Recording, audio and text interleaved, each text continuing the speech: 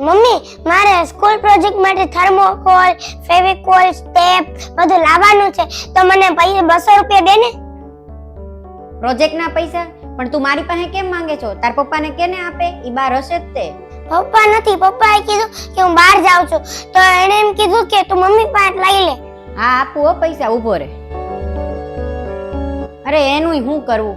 ઈ હમણાંથી ઘરમાં કાંઈ ધ્યાન દેતા નથી. ખબર નહીં દુકાનેથી રોજ મોડા આવે છે. તું જાણજે તો ખરા કે હું વાત છે. હા મમ્મી, પપ્પા આમાંથી મોડા તો આવે છે, ખબર નહીં હું થયું છે. કાલ મારે જાણવું પડશે. કઈ ફોનમાં વાત કરતા હોય કે કંઈક કરતા હોય કે બહાર જતા હોય તો હું જોઈશ કે ક્યાં જાય છે. મમ્મી મેં જાણી લીધું છે પપ્પાને શું થયું છે. એમ શું થયું છે? મમ્મી મને એ આપણી જે સ્કૂટી છે ને એને વેચી દીધી છે અને હાલતા જાય છે દુકાને.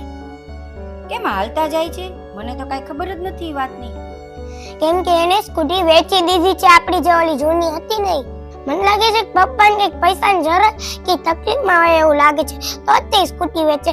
એ તો એની સ્કૂટી ન વેચે કેમ કે એ તો કહેતા હતા આ તો મારી બહુ મને તો ગમે છે આ સ્કૂટી, તો આ તો મારા ઓલા હું જે નાનો હતો ત્યારની સ્કૂટી છે, મને તો આ બહુ ગમે છે.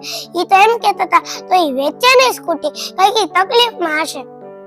હા શિવેન, ઈ સ્કૂટી તો તાર પપ્પાની ફેવરેટ હતી અને ઈ લકી સ્કૂટી હતી. ઈ એમ કહેતા હતા કે આ સ્કૂટી લઈને મેં મારો ધંધો ચાલુ કર્યો હતો અને ઈ સ્કૂટીના લીધે મારો ધંધો હાલવા માંડ્યો. તો ઈ સ્કૂટીના લીધે જો ધંધો હાલતો હોય તો આજે ઈ સ્કૂટી કેમ વેચી દીધી એને? મને લાગે છે કે કંઈક તકલીફ હશે, દુકાનમાં કંઈક પૈસાની જરૂરત હશે તો જ તે એને વેચી દીધી હોય, નહીતર કેવી રીતના વેચે? કંઈક જાણવું પડશે કે શું થયું એમ. મમ્મી તો હું વિચારે છો? કાંઈ નહીં, હું વિચારું છું કે જે ગાડી એને એટલી ગમતી હતી એ ગાડી એને વેચી કેમ દીધી હશે. મમ્મી તને એક વાત કહું, ખોટી ન લગાડતી. હા બોલ, શું વાત છે?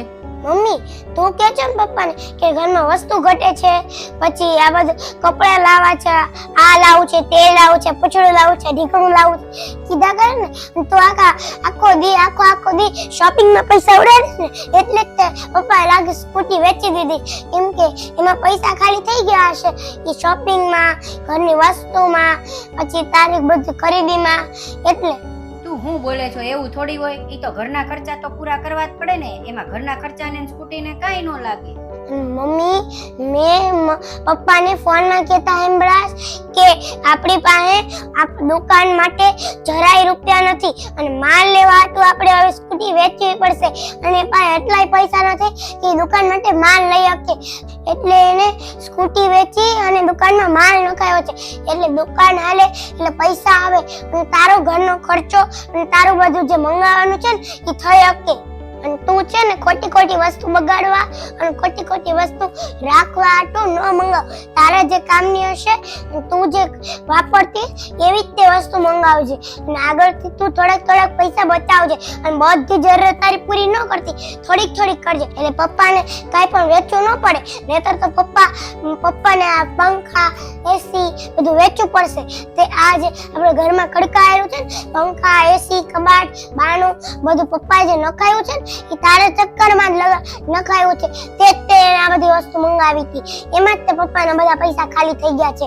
છેલ્લે જે પપ્પાની પાસે વસ્તુ અને પૈસા નહીં રહે ત્યારે ઘર વેચવાનો અને જમીન પ્રોપર્ટી જે તે લીધું છે એ વેચવાનો વારો આવશે. હા શિવેન, વાત તો સાચી છે. હું ખોટા પૈસા બગાડીને બધી વસ્તુ મંગાવ્યા કરું છું. ઉપરાંત કમાવા વાળા તો ઘરમાં એક જ છે. હું તો કાંઈ બીજું કામ ધંધો કે નોકરી કે કાંઈ કરતી નથી, તો બીજા પૈસા ક્યાંથી આવે? અને ખોટા પૈસા બગાડી અને પૈસા બધા ખાલી કર્યા છે. વસ્તુ ખોટી બધી મંગાવી અને મૂકીને પૈસા ખોટા વાપર્યા છે. જો એ ન વાપર્યા હોત ને તો આજે મારી પાસે થોડાક પૈસા બચેલા હોત તો ક્યારેક કામ લાગે. તો આપણે એ જે સ્કૂટીને એ જે છે ને એ બધી વેચવાનો વારો ન આવે. મારી ભૂલ થઈ ગઈ. હવે હું કરું?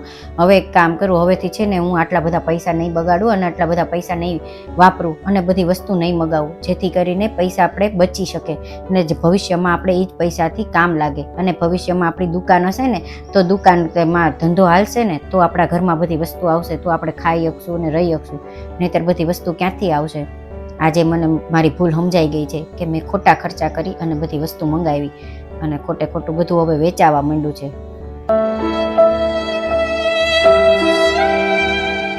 તો તો જોયું ને મિત્રો, મારી મમ્મી તો સમજી ગઈ વધારાના ખોટા ખર્ચા અને એવું બધું કરવાથી ના પાડવા માંડી.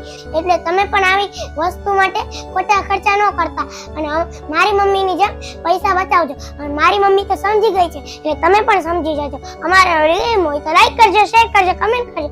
બાય, મળી આવતા વિડીયોમાં. અને આ તો એક સમજાવવા માટેનું ઉદાહરણ હતું.